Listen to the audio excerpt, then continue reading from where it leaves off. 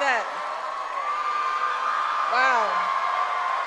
Well, let me start, of course, because Hillary's, mini tribute to me it's taken me off of, it's kind of thrown me a little bit. It was very generous. But I just want to take this moment publicly to thank Hillary. I mean, it takes a level of generosity of spirit to do what Hillary has done in her career, in her life, for our family, for this nation. And if people wonder, yes, Hillary Clinton is my friend. She has been a friend to me and Barack and Malia and Sasha, and Bill and Chelsea have been embracing and supportive from the very day my husband took the oath of office. So I am grateful for Hillary, for her leadership, for her courage, and for what she is going to do for this country. So it's going to be good. It's going to be good. But I also want to take some time to recognize your former Senator Kay Hagan, who is here. Kay, it's good to see you. And again, I just want to lend my voice to your outstanding Senate candidate, Deborah Ross. Man, Deborah, as Hillary said, she's someone who cares deeply about the people in this state, and she is always going to put your families first. So let's make Deborah your next U.S. Senator, all right? And let's make Roy Cooper your next governor. How about that? Thanks also to all the members of Congress who are joining us, and your mayor, Alan Joines. Thank you, Mayor. But more importantly, thank you to all of you for taking the time waiting in lines to be here today to help us support the next President and Vice President of the United States, Hillary Clinton and Tim Kaine.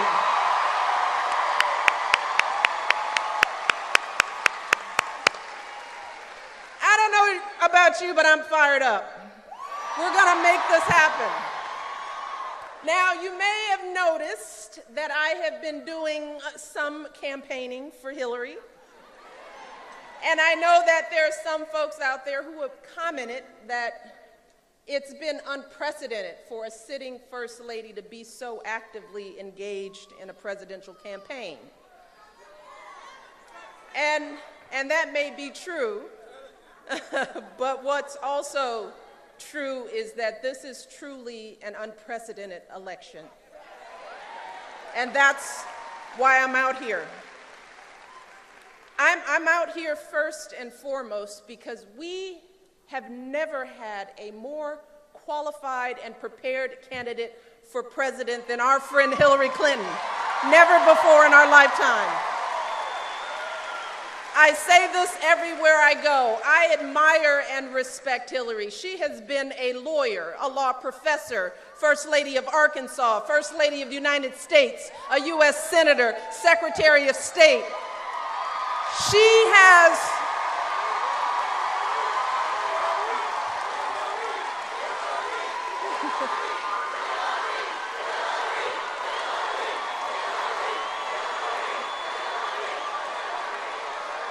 Yeah, that's right. Hillary doesn't play. She has more experience and exposure to the presidency than any candidate in our lifetime. Yes, more than Barack, more than Bill. So she is absolutely ready to be commander-in-chief on day one. And yes, she happens to be a woman.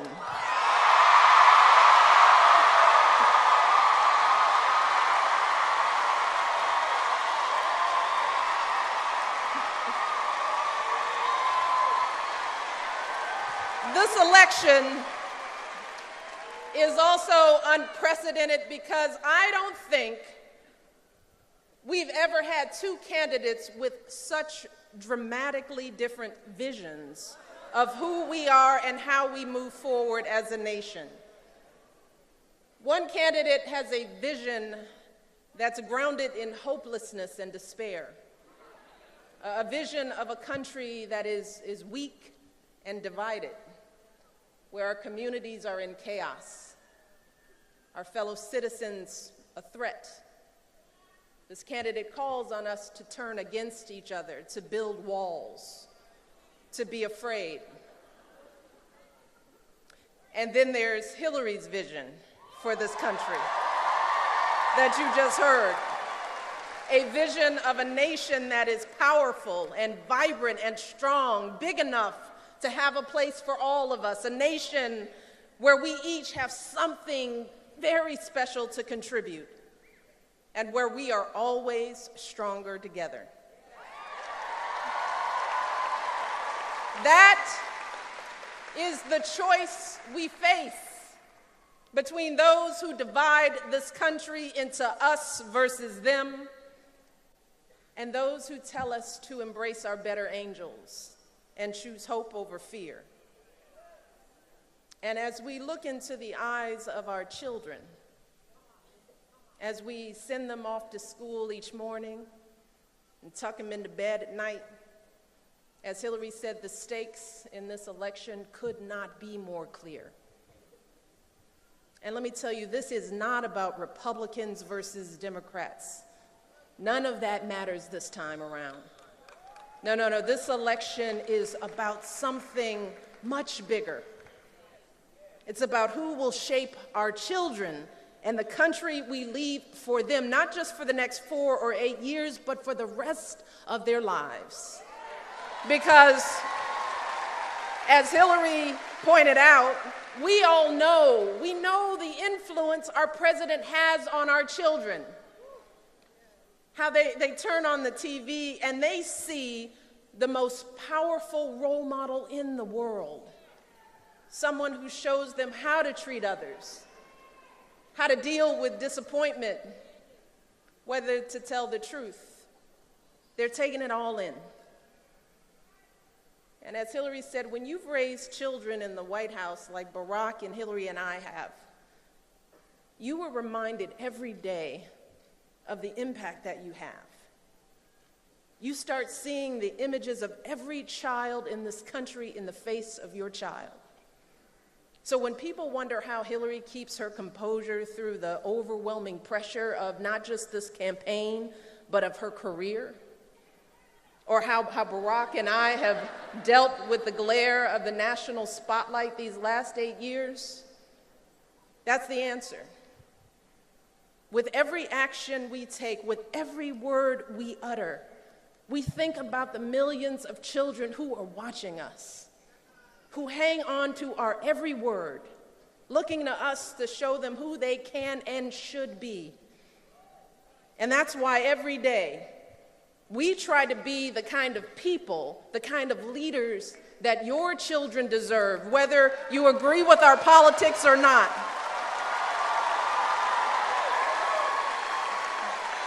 And when I think about this election, let me tell you, that is what I'm thinking about. I'm asking myself, what do my girls, what do all our children deserve in their president? What kind of a president do we want for them?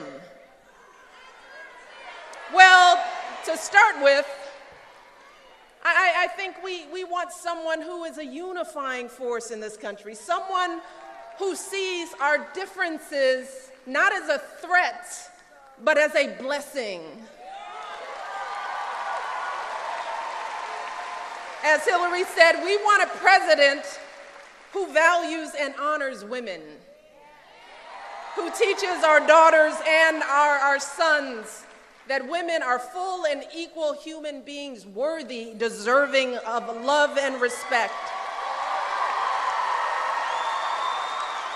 We want a president who understands that this nation was built by folks who came here from all corners of the globe, folks who worked their fingers to the bone to create this country and give their kids a better life.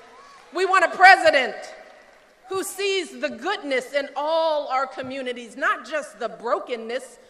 Someone who understands that communities like the one where I was raised are filled with good, hardworking folks Folks who take that extra shift, who work that extra job because they want something more for their kids. And finally, we want a president who takes this job seriously.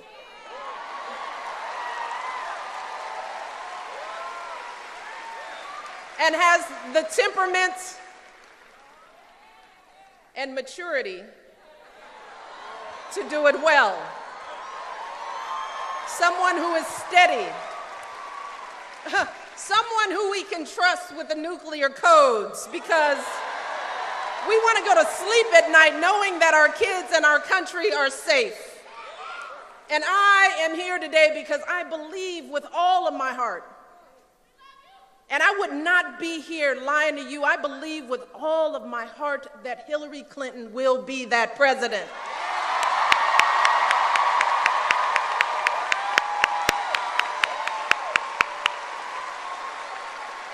See, over the years, I've come to know Hillary.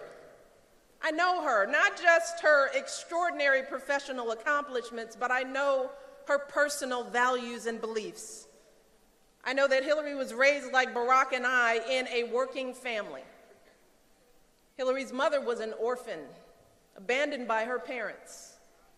Her father was a small business owner who stayed up nights poring over the books, working hard to keep their family afloat. So believe this, Hillary knows what it means to struggle for what you have and to want something better for your kids.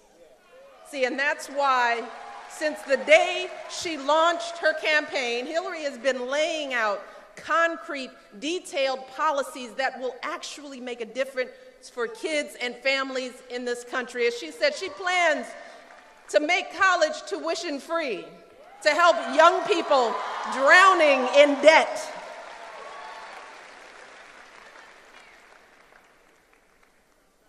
She's going to handle making sure that our climate is protected. And let me tell you this about Hillary. She is involved and engaged in every policy issue that she's developed. You go on her website, she's going to raise the minimum wage. She's going to cut taxes for working folks. She's going to do her best to help women get equal pay for equal work.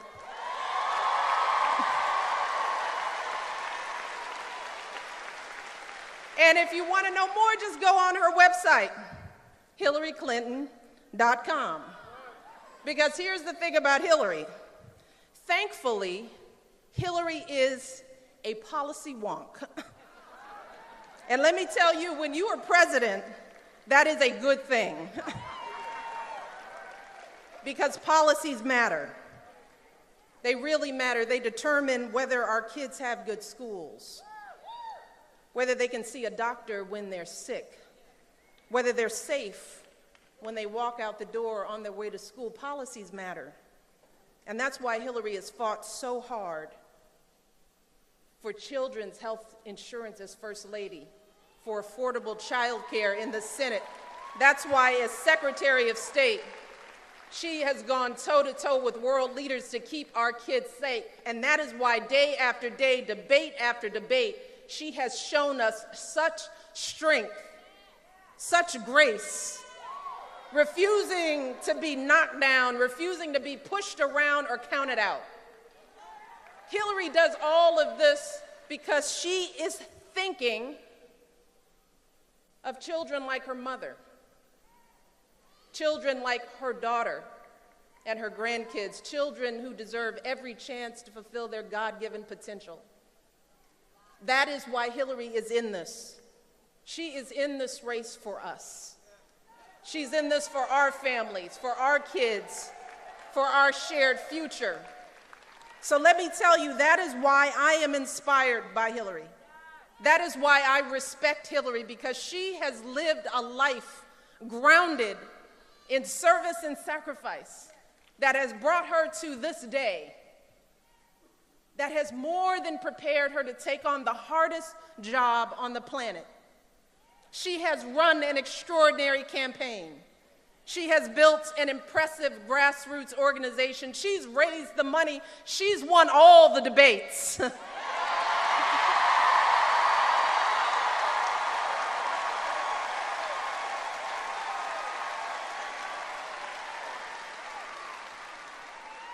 So Hillary has done her job.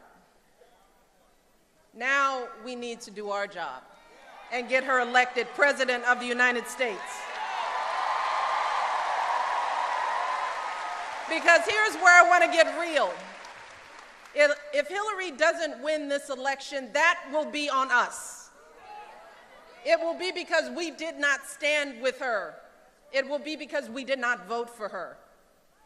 And that is exactly what her opponent is hoping will happen. That's the strategy, to make this election so dirty and ugly that we don't want any part of it. So when you hear folks talking about a global conspiracy and saying that this election is rigged, understand that they are trying to get you to stay home.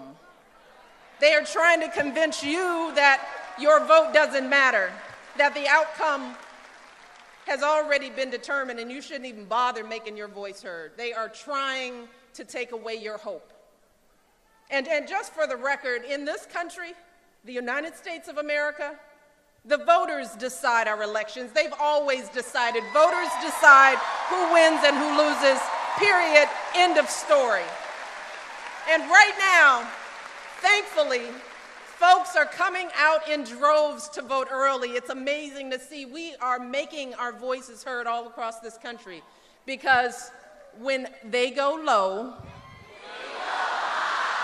and we know that every vote matters, every single vote. And if you have any doubt about that, consider this. Back in 2008, and I say this everywhere I go, Barack won North Carolina by about 14,000 votes.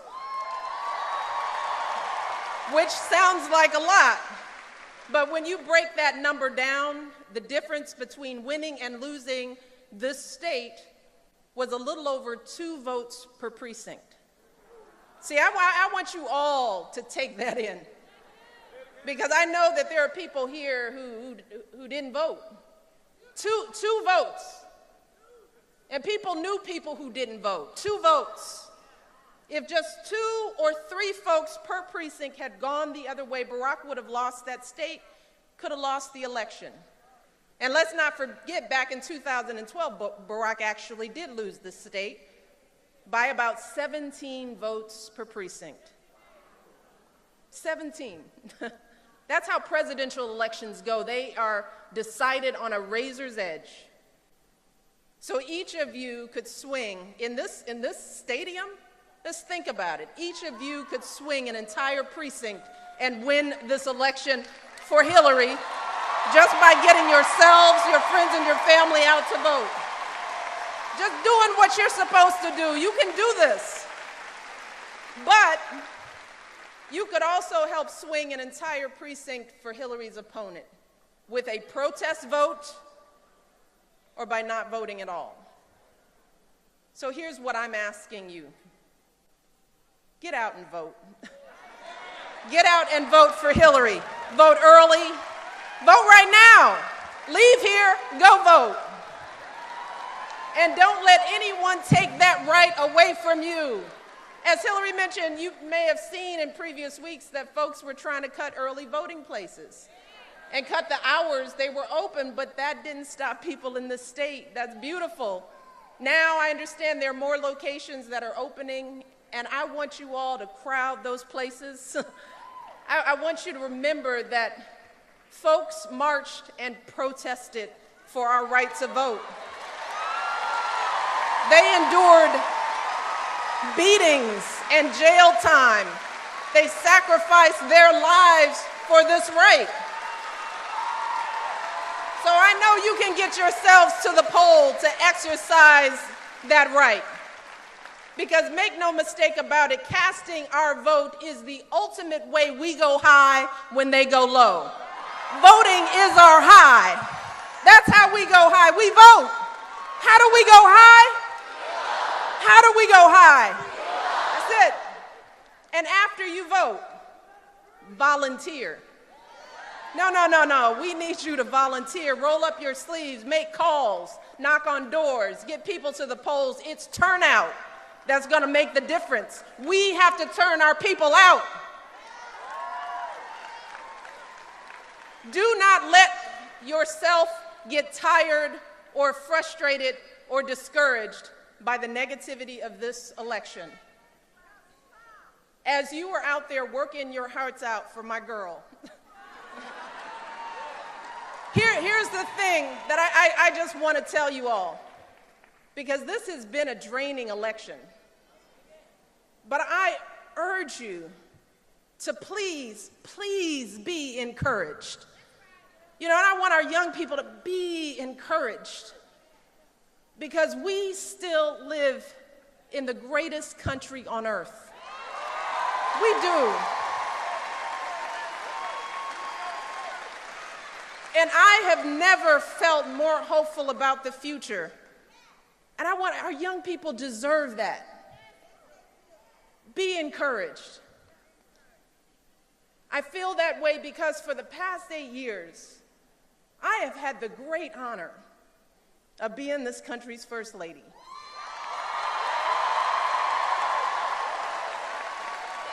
First ladies, we rock.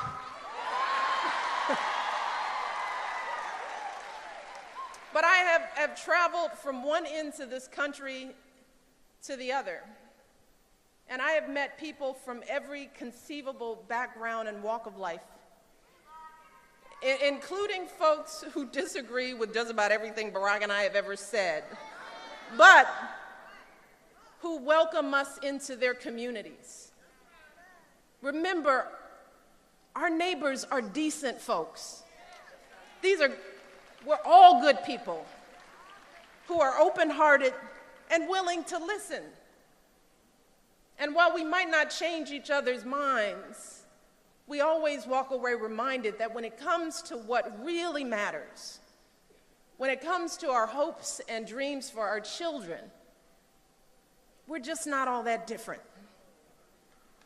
And I want you to remember that it's that part of us as Americans, it is that piece of us that is in all of us. That's what drives folks like Hillary's mother, who said to herself, I may not have grown up in a loving family, but I will build a loving family of my own.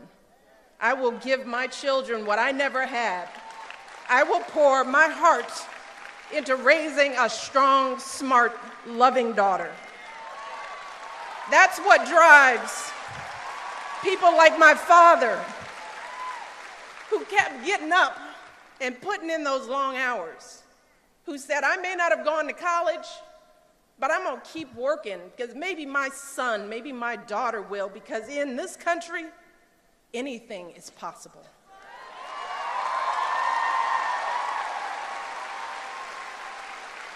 As we walk away from this election, remember that is what makes us who we are.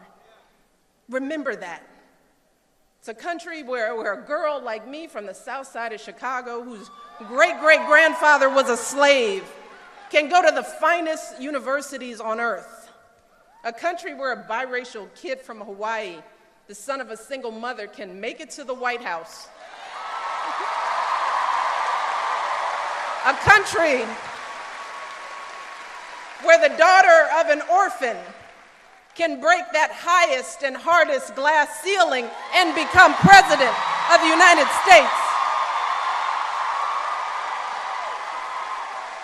That is who we are. That is what's possible here in America, but only when we come together, only when we work for it and fight for it.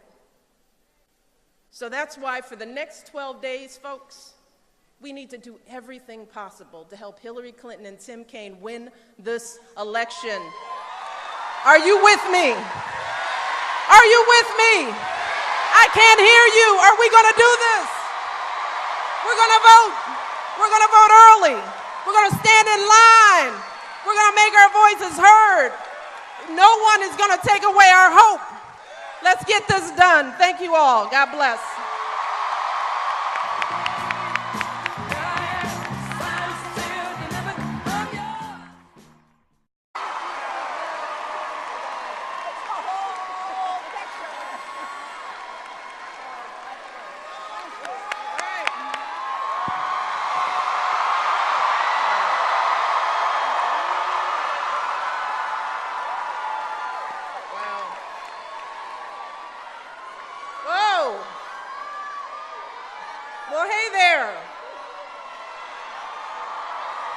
guys are pretty fired up, right?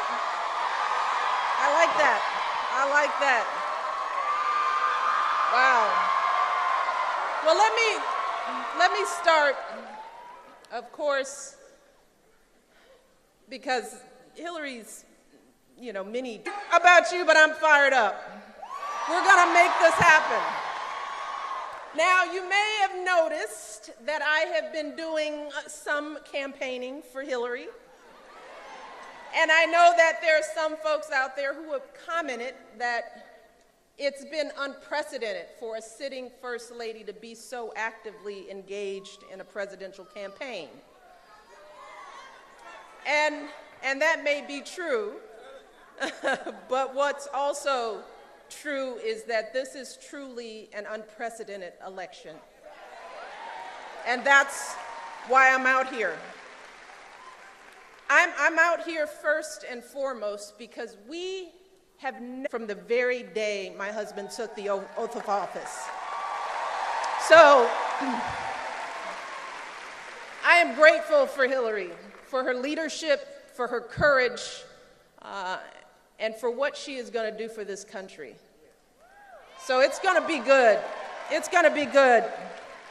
But I also want to take some time to recognize your former Senator Kay Hagan, who is here. Kay, it's good to see you. And again, I just want to lend my voice to your outstanding Senate candidate, Deborah Ross. Man, Deborah, as Hillary said, she's someone who cares deeply about the people in this state, and she is always going to put your families first. So let's make Deborah your next U.S. Senator, all right? And let's make Roy Cooper your next governor. How about that? Thanks also to all the members of Congress who are joining us and your mayor, Alan Joines. Thank you, Mayor. But more importantly, thank you to all of you for taking the time waiting in lines to be here today to help us support the next President and Vice President of the United States, Hillary Clinton and Tim Kaine.